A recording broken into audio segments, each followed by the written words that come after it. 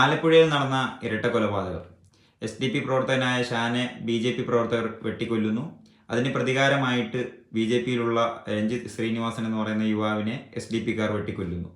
ഇതിൻ്റെ ഒരു നിയമ നടപടികളിൽ വന്നിട്ടുള്ള ചില കുറ്റക്കാർക്ക് കിട്ടിയ ശിക്ഷയൊക്കെ കഴിഞ്ഞ മാസങ്ങളിൽ നമ്മൾ കണ്ടതാണ്.